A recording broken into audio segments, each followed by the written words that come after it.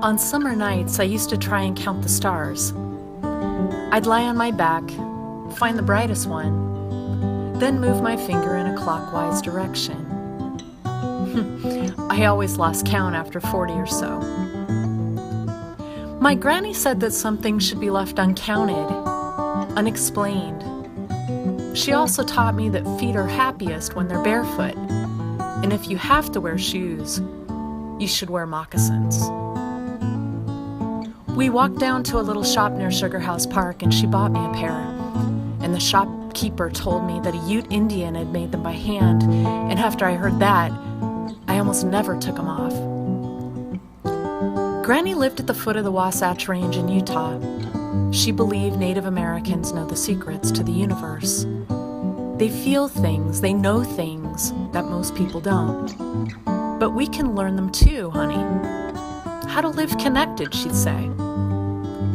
The feeling of connectedness was God for Granny. Being connected to nature, to people, was divine. She didn't go to church, once in a while, just to be polite.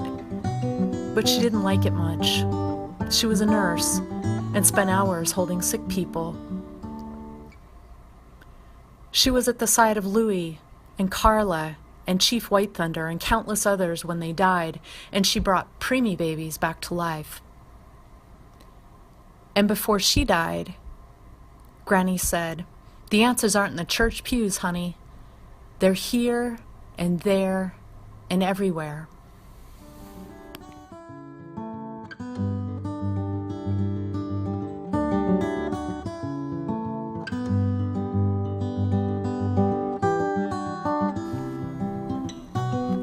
So even in Guyana, in the middle of the jungle, on a branch of the Essequibo River, somewhere between nowhere and everywhere, I felt, connected, just like Granny said I could.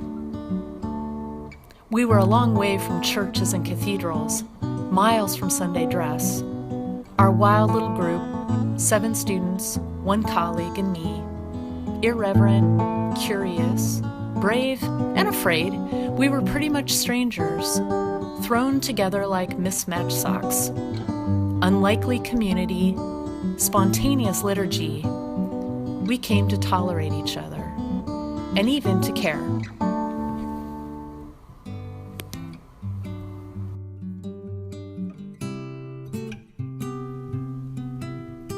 Kayaking on a narrow ribbon of dark water, I couldn't see the sky because the jungle closed in so tight. But the thin light pushed through, creating an optical illusion of jungle above and below me.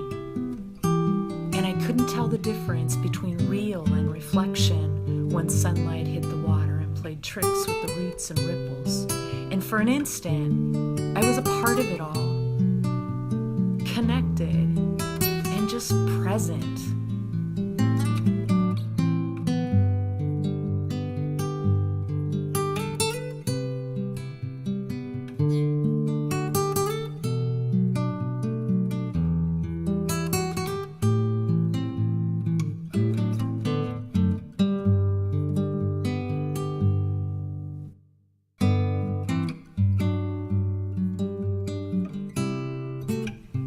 I got out of the river at Lucky Seed Landing, and in the middle of the forest, to my surprise, it started to rain. Out of the blue, it started to pour, and then downpour, and then deluge.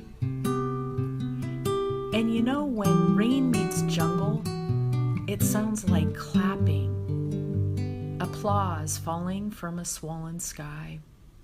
And I was drenched from head to foot, drenched like I'd never been drenched before, and I felt completely and utterly free.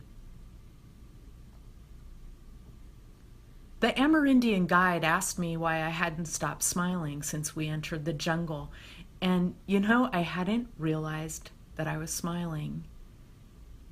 But at that moment, I was pretty sure that God was there in that jungle somewhere.